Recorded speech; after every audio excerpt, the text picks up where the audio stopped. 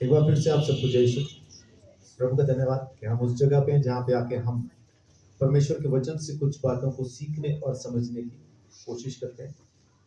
आज जो मैं आपके साथ बात करने वाला हूँ वो परमेश्वर की इच्छा पे है। कुलुस्सियों पहला अध्याय। परमेश्वर की इच्छा, परमेश्वर की इच्छा हम सबकी जिंदगी के लिए है, हम सबकी जिंदगी में है। उस इच्छा को समझना, उस इच्छा को पूरा करना, यही हमारा फर्ज है। तो सबसे पहली बात कि हमें परमेश्वर की इच्छा आखिर है क्या, ये मालूम होना चाहिए। ये मालूम होना चाहिए। कुलुस्सियों 1:9। इसीलिए जिस दिन से यह सुना है, हम भी तुम्हारे लिए यह प्रार्थना और विनती करना नहीं छोड़ते कि तुम सारे आत्मिक ज्ञान और समझ सहित परमेश्वर की इच्छा की पहचान में परिपूर्ण हो जाओ। हमें हम ये प्रार्थना नहीं करना छोड़ते कि तुम परमेश्वर की जो इच्छा है उसकी पहचान में परिपूर्ण हो जाओ, पूरी तरह से उसको समझ पाओ। परमेश्वर की मर्जी को अपनी जिंदगी में समझना पहले ये बहुत जरूरी है। जितने भी लोग यीशु में आते हैं,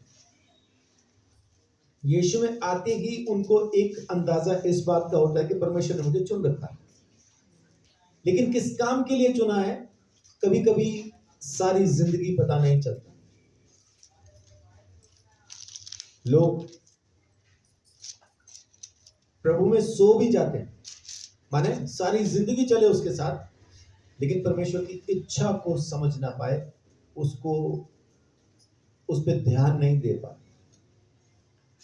पौलुस यहां पे कहता है कि हम तुम्हारे लिए प्रार्थना करना, विनती करना नहीं छोड़ते ताकि तुम समझ सको। पौलुस की जिंदगी में परमेश्वर की क्या इच्छा थी? क्या पौलुस जानता था इस बात को जो दूसरों को कह रहा है? क्या खुद जानता था वो कि उसकी जिंदगी में परमेश्वर की इच्छा क्या है?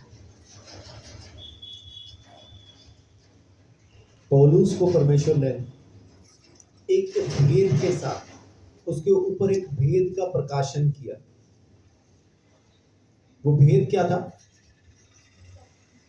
वो भेद था कि अन्य जातियों में भी सुसमाचार का प्रचार किया जाएगा। इसलिए पौलुस ने तुरंत संसार की तरफ को मुंह कर लिया। वो बाकी प्रेरितों की तरह यरूशलेम में बैठा नहीं रहा। उसने घूम के 3 मिशनरी यात्राएं उसने की और उसने अलग अलग शहरों में जाके, अलग अलग देशों में जाके उसने प्रचार किया। और दूसरी बात, वो जो जानता था कि परमेश्वर की इच्छा क्या है, कि मुझे रोम जाना है, कैसर के सामने खड़े होना है और वहीं पे जान देनी। और वो गया। जब ले जाया जा रहा था, जिस जहाज में था वो एक तूफान में फंस गया। तूफान भयंकर था, लेकिन ये खड़े होके क्या कहता है उनको? चिंता ना करो, परमेश्वर ने तुम्हें मुझे दे दिया है, जान की हानि नहीं होगी, सिर्फ जहाज टूटेगा। अब उसको कोई कहे, अब सियाने, तूफान में जब जहाज ही टूट जाएगा तो हम बचेंगे कैसे? लेकिन ये पूरे अधिकार के साथ इस चीज को कहता है, तुम्हें कुछ नहीं होगा क्योंकि परमेश्वर ने तुम्हें मुझे दे दिया है। परमेश्वर ने दे दिया। और वैसा ही हुआ।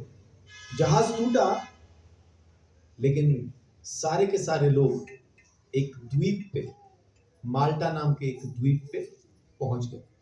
कोई नहीं मरा। पौलुस को मालूम है कि परमेश्वर की इच्छा उसकी जिंदगी में क्या है, इसलिए दूसरों के लिए भी विनती करता है, प्रार्थना करता है, ताकि वो भी समझ जाए कि उसकी जिंदगी में परमेश्वर की इच्छा क्या है। लोगों को परमेश्वर की इच्छा पता नहीं चलती। सारी जिंदगी यीशु में रहते हैं, सारी जिंदगी विश्वास में रहते हैं, मरने के बाद बगैर परमेश्वर की इच्छा को पूरा किए हुए परमेश्वर के घर में भी प्रवेश कर जाते हैं। क्योंकि उन्होंने यीशु पे विश्वास किया। लेकिन परमेश्वर की मर्जी को जमीन पे पूरा नहीं किया, अपनी ही मर्जी को पूरा करते रहे, अपनी ही इच्छाओं में जीते रहे। तो परमेश्वर की मर्जी को अगर पूरा करना है तो बहुत जरूरी है कि पहले हम उसकी इच्छा को समझ सकें, उसकी इच्छा को पहचान सकें। इफिसियों 5 अध्याय बहुत जरूरी है कि हम परमेश्वर की मर्जी को पहचान के, परमेश्वर की मर्जी को समझ के हम ये काम कर सकें, परमेश्वर की इच्छा को पूरा कर सकें। परमेश्वर की मर्जी को समझना एक है कि जानना, इंग्लिश में कहेंगे वी मस्ट नो, और दूसरे में दोबारा से अगर कहेंगे तो कहेंगे वी मस्ट अंडरस्टैंड। परमेश्वर की इच्छा को जानना और उसकी इच्छा को समझना, ये दो अलग चीजें हैं लेकिन जरूरी है। इफिसियों 5:17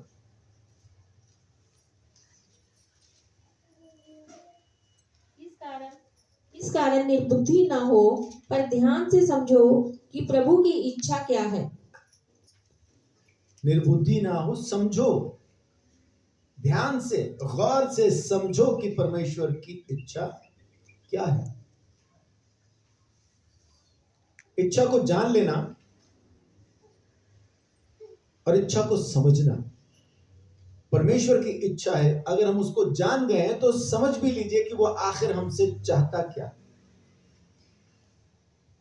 वो जो चाहता है सख्त जरूरी है कि हम उसको पूरा करें, लेकिन करेंगे कैसे? जब हम समझ जाएं। कितने लोग जानते हैं कि संगीत में जो बेसिक सुर होते हैं वो 7 होते हैं? कितने लोग जानते हैं? ऑलमोस्ट सारे। कौन से सुर होते हैं? सा, रे, गा, मा, पा, धा, नी। सा फिर अगले सप्तक का, अगले 7 में वो सा फिर से आता है। ये हम जानते हैं, लेकिन कोई समझता है क्या इसको?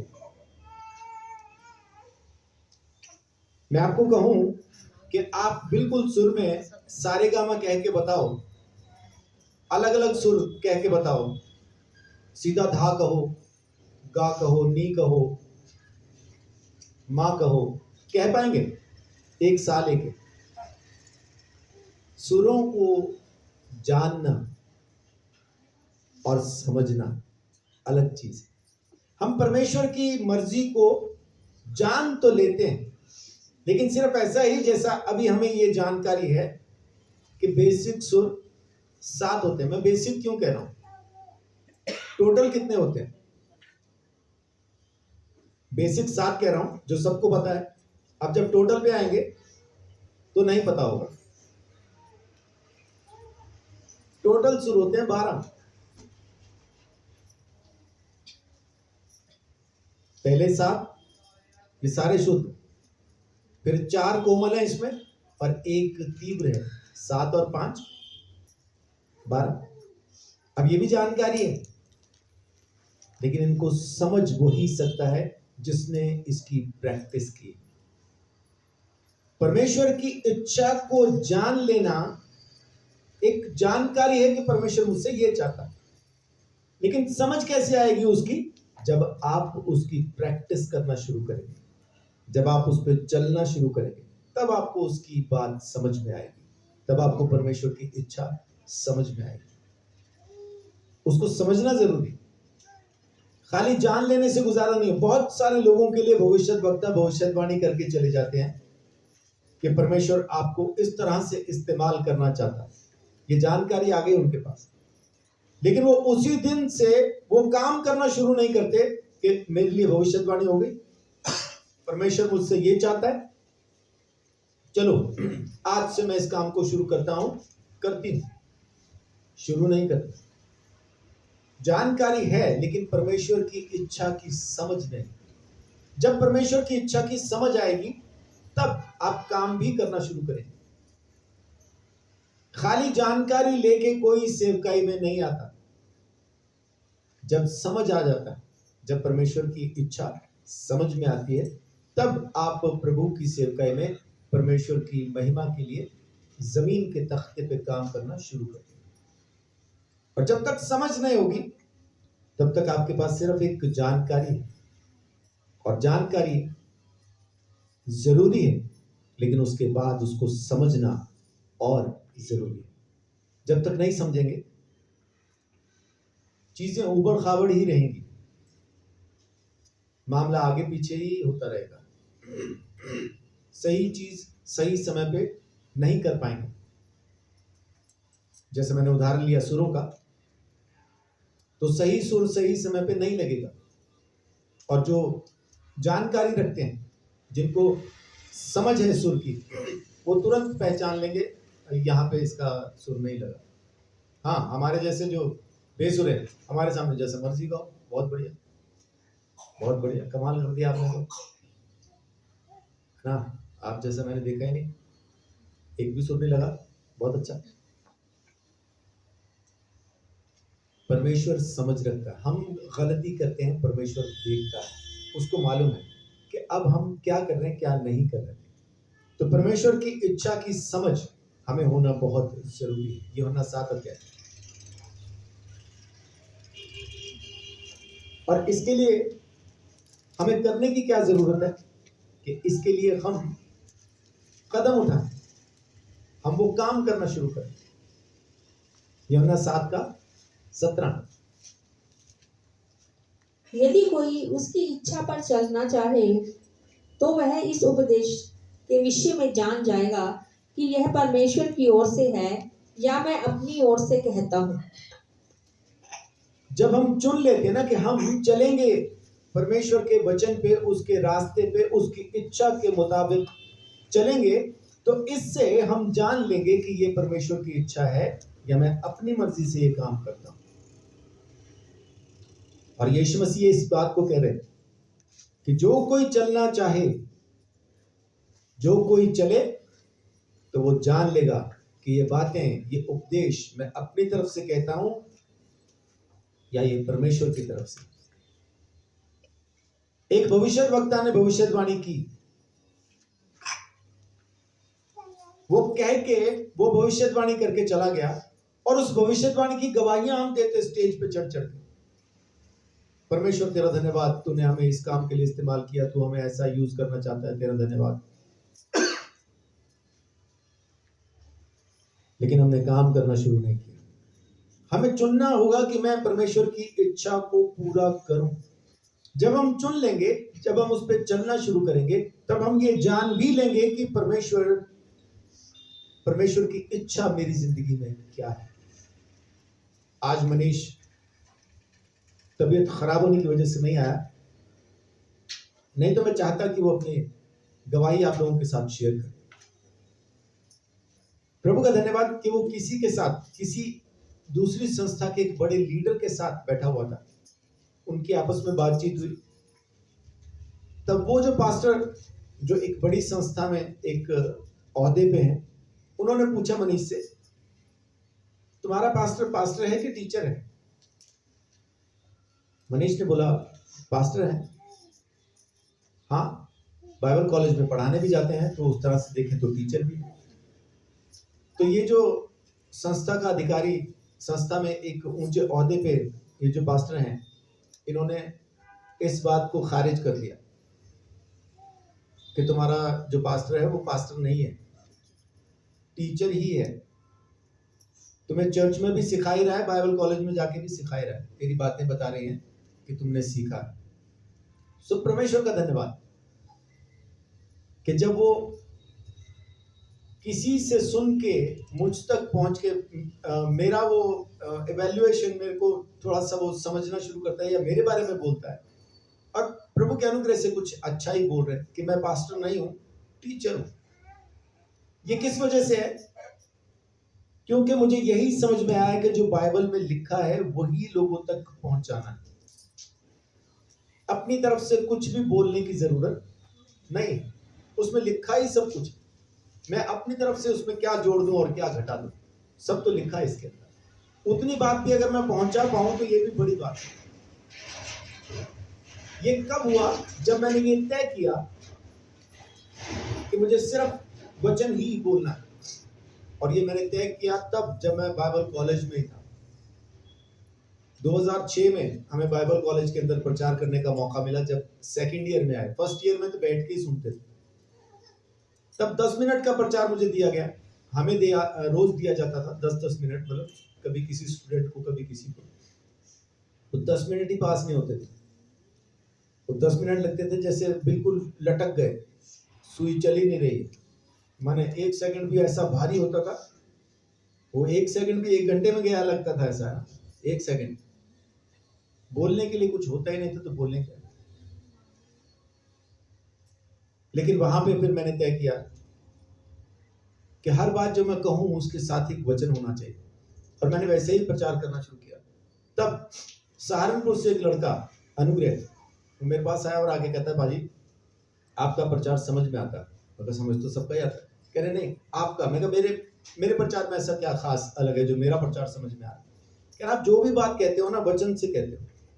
जैसे उसने ये बात कही तो उस दिन से वो बात मेरे दिमाग में ऐसी बैठी कि चाहे जो कुछ भी कहूं वचन से होना चाहिए, वचन से ही बोल। और फिर चलते चलते बात अच्छे से आगे बढ़ती चली गई।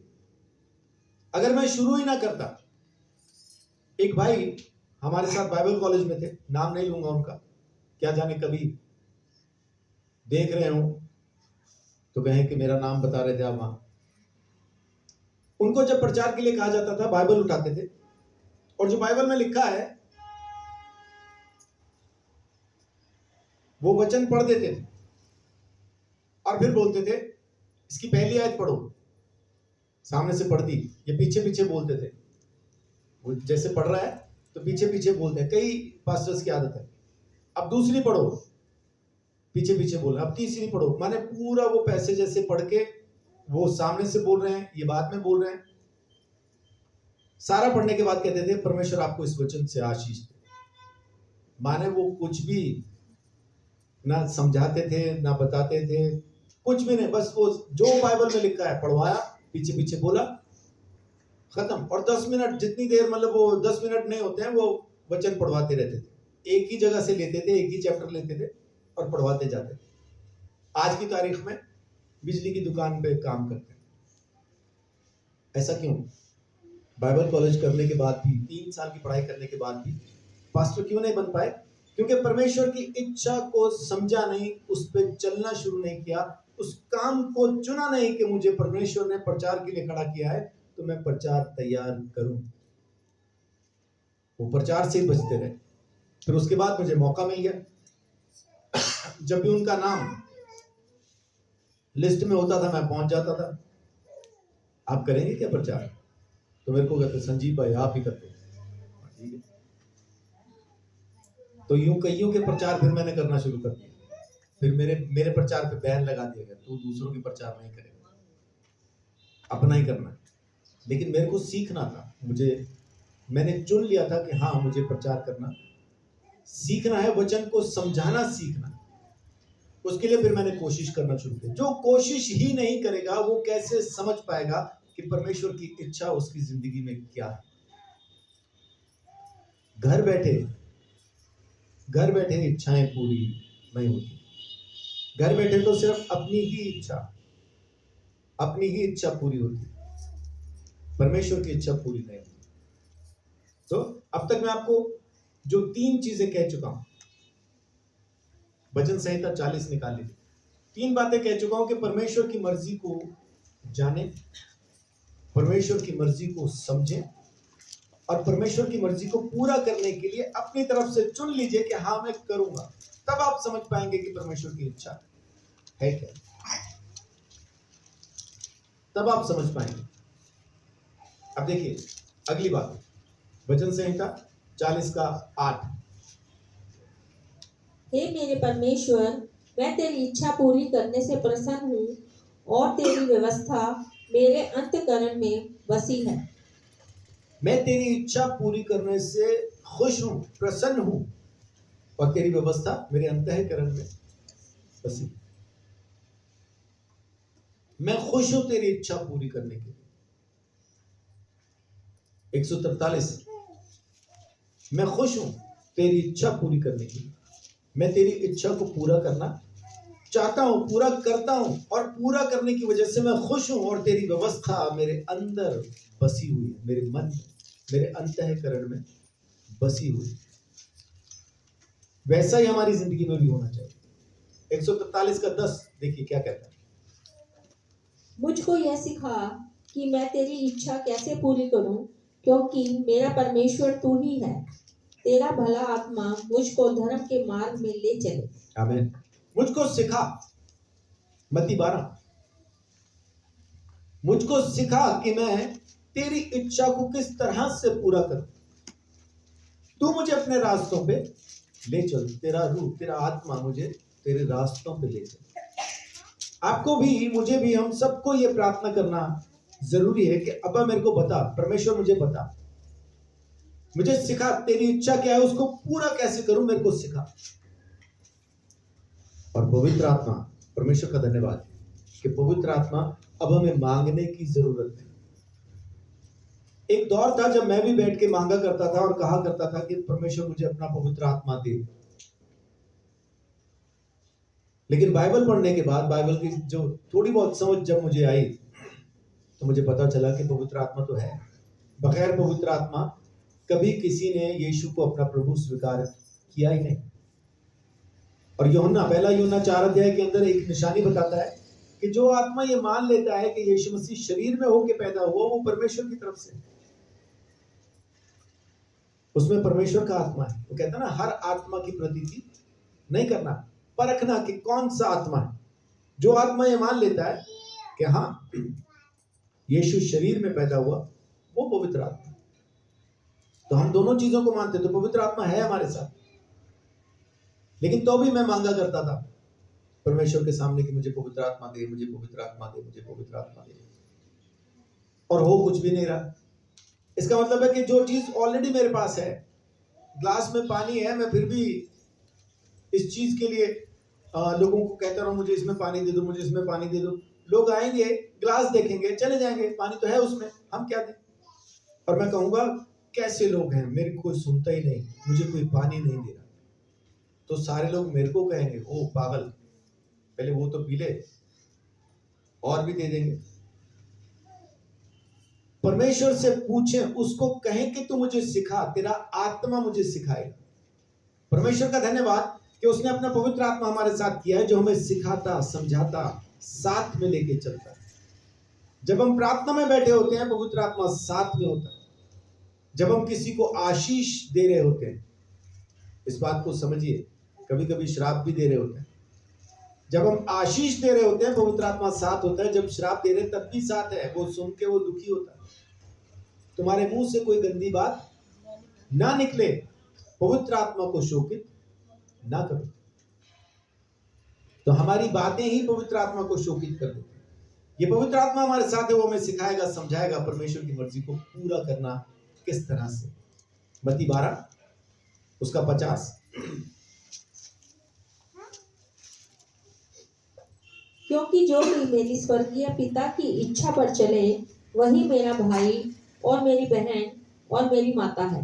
जी, यीशु मसीह क्या कह रहा है कि जो कोई परमेश्वर की इच्छा पर चलेगा, वही मेरा भाई है, मेरी बहन है, मेरी माँ है। लोग कह रहे ना यीशु को कि तेरे भाई तेरी माँ बाहर खड़े, वो कहता कौन?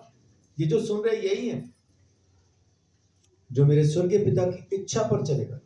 अगर आप यीशु मसीह के भाई बहन माँ बनना चाहते हैं, उसके रिश्तेदार बनना चाहते हैं, तो परमेश्वर की इच्छा पे चलना जरूरी है। परमेश्वर की इच्छा पे चलना जरूरी है। रोमियो 12, और उसकी इच्छा को अप्रूवल को हिंदी में, अप्रूव को हिंदी में क्या कहेंगे?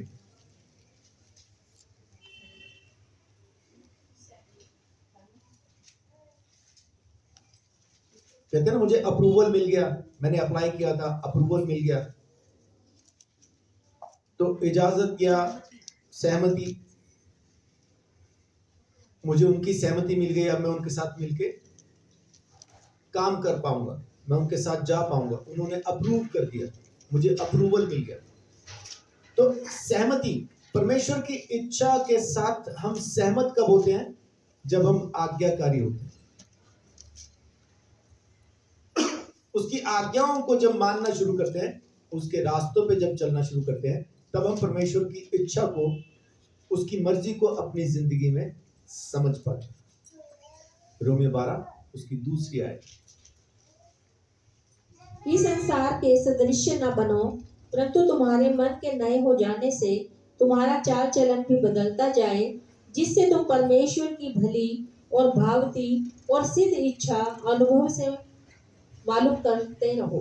हमें अनुभव से मालूम करते रहो। अनुभव किस तरह से आएगा? जब हम बातों को सुन के मानना शुरू करेंगे, तभी एक्सपीरियंस आएगा।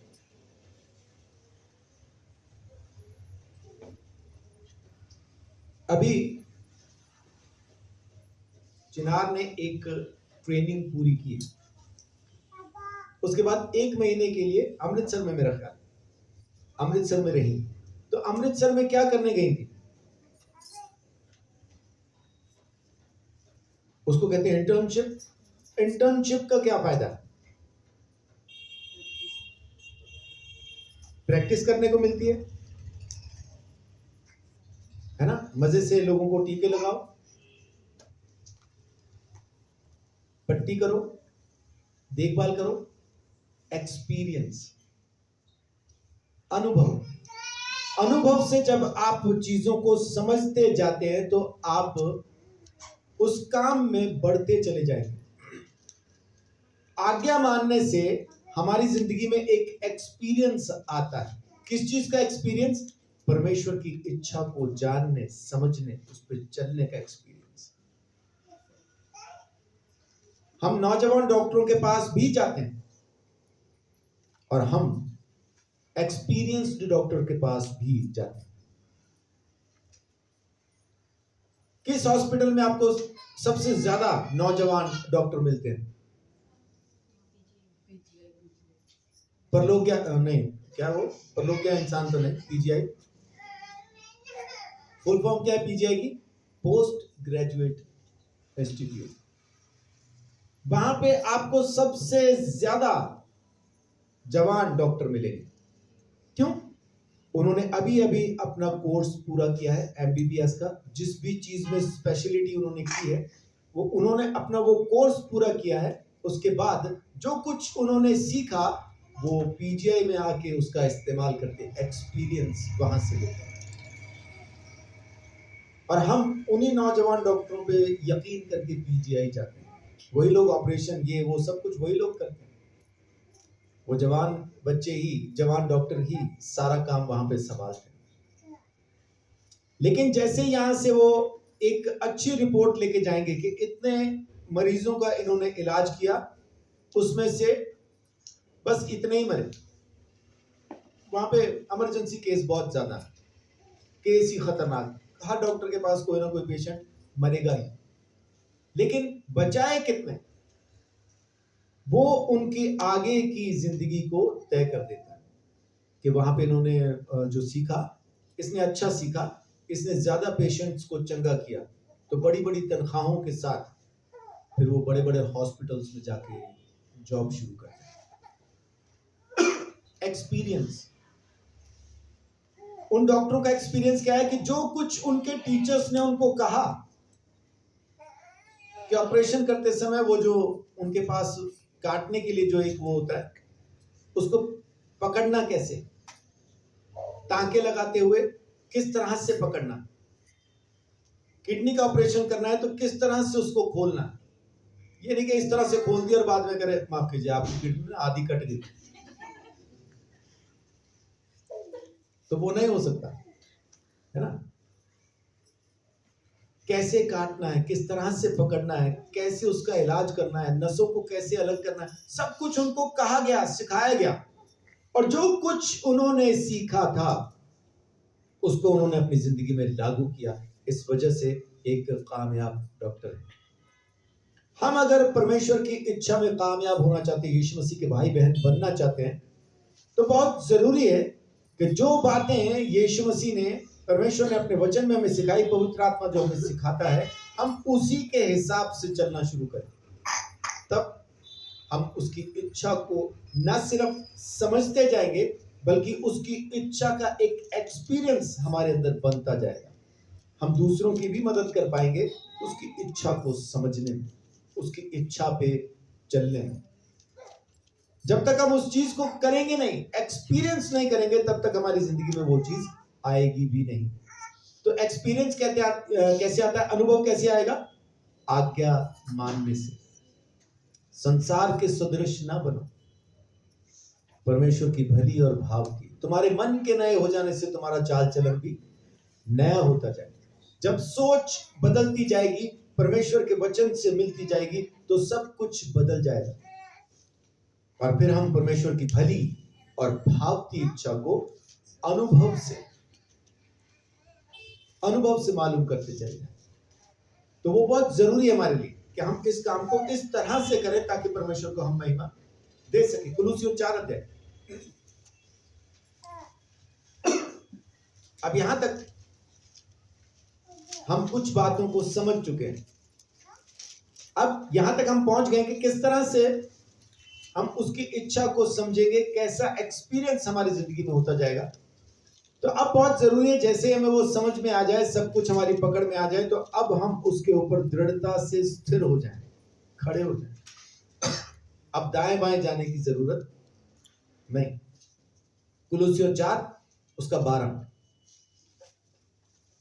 इपफ्रांस जो तुम में से है और मसीह यीशु का दास है, तुम्हें नमस्कार करता है और सदा तुम्हारे लिए प्रार्थनाओं में प्रयत्न करता है, ताकि तुम सिद्ध होकर पूर्ण विश्वास के साथ परमेश्वर की इच्छा पर स्थिर रहो। परमेश्वर की इच्छा पे स्थिर रहो। इपफ्रास जो है वो प्रार्थना कर रहा लगातार। पौलुस इस बात की गवाही देता है कि वो तुम्हारे लिए दुआ करता है, और दुआ क्या करता है कि तुम परमेश्वर की इच्छा पे स्थिर हो जाओ, दृढ़ता से खड़े हो जाओ, है ना, स्टैंड फर्म। परमेश्वर की इच्छा में पूरी सामर्थ्य के साथ, दृढ़ता के साथ परमेश्वर की इच्छा में खड़े हो जाओ। तो ये है जो बातें आज मैं आपके साथ शेयर कर रहा हूं। पहला, परमेश्वर की इच्छा को जानो। दूसरा, उसको समझो। तीसरा, उसको करने के लिए अपना मन तैयार करो। परमेश्वर की इच्छा को मैं पूरा करूंगा, इस बात को चुन लो, इस बात को ग्रहण कर लो। चौथा, हमें उसकी इच्छा को जरूर पूरा करना है। उसको पूछना है कैसे करूं, तू सिखा, तू चला। और यीशु मसीह कहता है कि जो कोई परमेश्वर की इच्छा पे चलता है, उसको पूरा करता है, वही मेरा भाई, वही मेरी बहन है, वही मेरी मां। यीशु ने ये क्यों नहीं कहा कि वही मेरा बाप है? जब भाई बहन मां तक गया तो बाप क्यों नहीं कहा? क्योंकि उसका जमीन पे कोई बाप है ही नहीं। बाप है तो स्वयं परमेश्वर, और उसी की इच्छा पे चलने की वो बात कर रहा है कि जो कोई परमेश्वर की इच्छा पे चलेगा। तो परमेश्वर की इच्छा पे चल के कोई यीशु का बाप नहीं बन सकता। हाँ, भाई बहन मां बन सकता। यीशु कहता है। और पांचवी चीज, आज्ञाकारिता की वजह से मुझे अप्रूवल मिल गया है, सहमति हो गई। मैं परमेश्वर की इच्छा को अनुभव से जानता जाता हूं। और छठी बात है कि अब हम उसकी इच्छा में दृढ़ता के साथ खड़े हो जाए, दृढ़ता के साथ खड़े हो जाए, है ना। अब थोड़ी सी चीजें और, परमेश्वर की इच्छा पे जब हम चलते हैं तो इंसान की जिंदगी में तकलीफें आती। पहला पत्रस 3 अध्याय। परमेश्वर की इच्छा पे चलना शुरू करें तो उसके बाद हमें कोई तकलीफ नहीं होगी, ये सोचना भी नहीं। जब आप परमेश्वर की इच्छा पे चलना शुरू करेंगे, तकलीफें तभी शुरू होंगी। तकलीफें शुरू ही तब होंगी जिनके सर काट दिए गए, जिनको जिंदा जला दिया गया, जिनको आरों से चीर दिया गया। सबसे खतरनाक मौत तो मुझे यही लगती है, आरों से चीरना। और उस टाइम पे जो आरे थे वो तो इलेक्ट्रॉनिक भी नहीं थे, हाथ वाले थे। तो माने किस तरह से चीरा जा रहा होगा, और जिसको चीरा जा रहा होगा उस पे क्या गुजर रही होगी। मर तो जाएगा, लेकिन उससे पहले माने सोच के मुझे बहुत अजीब लगता है। हाँ, तलवार से काट दिया, मारा झटका, ये गई गर्दन, खत्म। माने बाद में शरीर तड़पता रहेगा थोड़ा, कोई समस्या नहीं, लेकिन वो गर्दन कट गई, मर चुका। लेकिन आरे वाला तो भाई, ये कब शुरू हुआ? जब उन्होंने परमेश्वर की इच्छा को समझ के उसको पूरा करना शुरू किया। तकलीफें तो आएंगी, उसके लिए घबराने की जरूरत नहीं, क्योंकि जमीन की तकलीफें थोड़ी देर की हैं, और उसके बाद फिर परमेश्वर के घर में हमेशा के लिए आनंद ही आनंद। पहला पत्रस 3 उसका 17। क्योंकि यदि परमेश्वर की यही इच्छा हो कि तुम भलाई करने के कारण दुख उठाओ, तो यह बुराई करने के कारण दुख उठाने से उत्तम है। जी, अगर परमेश्वर की इच्छा है कि हम भलाई करें लेकिन दुख उठाएं, तो बुरा काम करके दुख उठाने से ज्यादा अच्छा है कि हम परमेश्वर की मर्जी को पूरा करें, भलाई के काम करें, बेशक दुख उठाएं। चौथा अध्याय उसकी 19 आयत। इसीलिए जो परमेश्वर की इच्छा के अनुसार दुख उठाते हैं, वे भलाई करते हुए अपने अपने प्राणों को विश्वास योग्य सृजनहार के हाथ में सौंप दें। अपने प्राण की भी चिंता करने की जरूरत नहीं। यीशु ने क्या कहा? जो अपने प्राण बचाएगा वो खो देगा, और जो अपने प्राण खो देगा वो पा लेगा, वो बचा लेगा। उत्पत्ति 50। परमेश्वर जब हम तकलीफ से होके गुजरेंगे, जब हम परेशानी से होके गुजरेंगे, परमेश्वर साथ में रहेगा, क्योंकि उसकी इच्छा है ना, उसी की इच्छा को तो हम पूरा कर रहे हैं। तकलीफों से गुजरना दिक्कत नहीं, परमेश्वर की इच्छा में ही है कि तकलीफों से गुजरे, लेकिन आखिर में जाके वो हमारे लिए भलाई ही पैदा कर देगा। आमीन। 50 का 20। यद्यपि तुम लोगों ने मेरे लिए बुराई का विचार किया था। क्या कह रहा है यूसुफ? यद्यपि तुम लोगों ने मेरे लिए बुराई का ही विचार किया था, परंतु परमेश्वर ने उसी बात में भलाई का विचार किया, जिससे वह ऐसा करे जैसा आज के दिन प्रकट है कि बहुत से लोगों के प्राण बचे हैं। आमीन।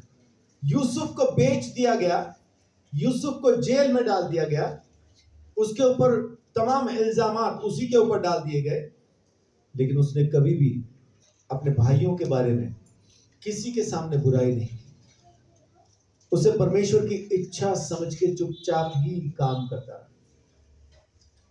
अगर उसने अपने भाइयों की बुराई लोगों के सामने की होती, तो जैसे उसके भाई आते, सारे मिस्री उनको मारने के लिए आ जाते, आगे उसके भाई जिन्होंने बेचा था इसको, आओ हम पूछे चलिए। लेकिन जैसे यूसुफ के भाई आते, लोगों को पता चलता है कि यूसुफ के भाई आए हैं, सब लोग खुश हो जाते हैं, राजा भी खुश हो जाता है, और उनको गोशेन नाम का एक इलाका रहने के लिए दे देता है। यूसुफ क्या कह रहा है कि तुमने बुराई ही सोची थी मेरे बारे में, और वो बुराइयों से गुजरा। 13 साल तक अपने परिवार से दूर रहा, अपने बाप से जो उससे बहुत मोहब्बत करता था दूर रहा, और झूठे इल्जामात की वजह से जेल में भी रहा। लेकिन तो भी जानता था कि परमेश्वर की इच्छा है। आखिर में अपने भाइयों को क्या कह रहा है? टेंशन ना लो, तुम्हारी बुराई अलग है, परमेश्वर की भलाई अलग है। परमेश्वर ने पहले से ही मुझे यहां पे इसलिए भेजा ताकि तुम्हारी जान बच सके, क्योंकि 7 साल का एक भयंकर अकाल पूरे इलाके के अंदर आया। लेकिन यूसुफ क्योंकि ऑलरेडी वहां पे था और एक प्रधानमंत्री के तौर पे था और सारा अनाज उसी के हाथ में था। दुनिया से किसी भी कोने से कोई खरीदने के लिए आए, यही बेचेगा। और इसने मिस्र के लिए एक बहुत बड़ी प्रॉपर्टी बना के राजा को दे दी।